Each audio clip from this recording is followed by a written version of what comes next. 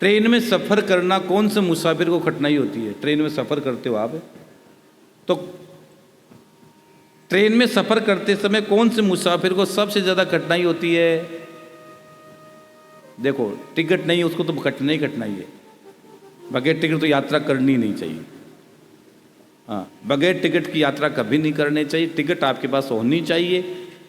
हाँ, लेकिन उस मुसाफिर को सबसे ज़्यादा कठिनाई होती है जिसके पास सामान ज़्यादा होता है, जिसके पास लगेज ज़्यादा होता है। वो बहुत 2 घंटे पहले तो ट्रेन में पहुंचता है। जिसके पास सामान ज़्यादा होता है, लगेज ज़्यादा होता है, वो 2 घंटे पहले पहुंचता है। वो कि भाई सामान बहुत ज़्यादा है, पहले कुली से सेटिंग करके रखता है किस डब्बे में पहुंचा देना।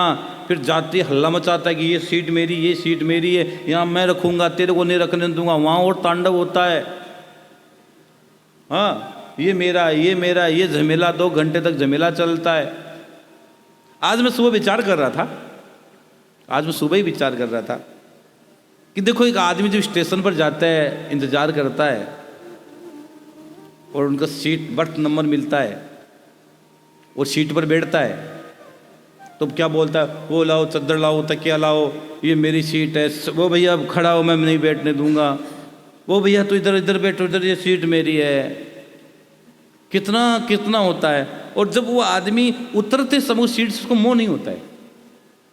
जब उसका स्टेशन आने वाला होता है, उस समय उसका इतना इंटरेस्ट नहीं रहता। वो हाँ भैया बैठे, कोई हाँ बैठा भैया बैठ जाए, मैं कोई मतलब नहीं, मतलब उसका इंटरेस्ट खत्म होता चला जाता है।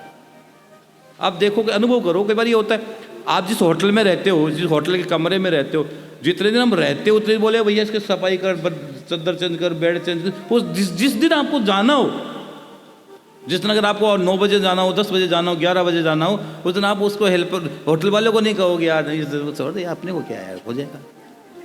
मतलब आदमी की मनस्थिति चेंज हो जाती है। उस समय उनके मन में करता अपने को मतलब नहीं है, उस चीज छोड़ दिया, उन्होंने उसको छोड़ दिया और वो उसका विचार चेंज हो जाता है आदमी का कि नहीं, अपने को तो मतलब ही नहीं है ना। अब सीट का अब मतलब नहीं है, कोई आए बैठे, लेकिन दूसरी जगह उसी सीट पर दूसरा व्यक्ति आएगा, बोलेगा नहीं इसको साफ करो, वो नाटक फिर स्टार्ट है।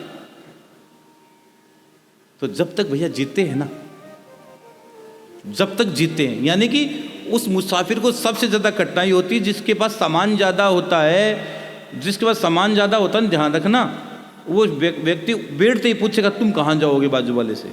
वो सबके साथ रिश्तेदारी बनाता है। और अगर नीचे की सीट आ गई तो ठीक, अगर ऊपर की सीट आएगी तो रात भर उल्लू की तरह देखता है, रात भर नीचे हो और अपनी सीट को कोई बांधेगा, क्या क्या नाटक करे, उससे बांधेगा, उससे बांधेगा, यूं।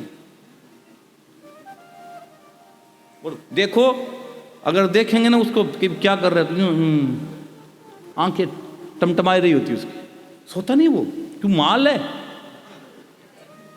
सामान है, उसको सामान है, उसको माल है, इसलिए वो आदमी रात भर चिंतन में पड़ा रहता है, रात भर चिंतन करता है। और जिसके पास सामान नहीं हो, कुछ नहीं हो, वो सीधा अपना बैठे आराम से सो जाए, कोई मतलब किसी से पूछेगा ही नहीं। वो बोलता है टेंशन खत्म या आराम से सोएंगे, घर में तो सोने को, वहां सोएंगे, वो आराम से सो जाते हैं। इसी तरह दुनिया में उस आदमी को संसार छोड़ने में सबसे ज़्यादा कठिनाई होती है जिसके पास माल मलिदा ज़्यादा है, जिसके पास धन ज़्यादा है, जिसके पास पैसा ज़्यादा है, क्योंकि उसका मन धन में अटक जाता है कि मेरे मरने के बाद धन का क्या होगा, कौन सा बेटा ज़्यादा खा जाएगा, कौन सा बेटा कम खा जाएगा। क्या आप पता है, बहुत से लोगों को पता ही नहीं होता कि धन का क्या गति है। तो इसलिए सावधान रहो, सावधान होकर जीवन को जीवो, सहज भाव से जीवन को जीवो। इसी से ही आप लोगों का कल्याण है।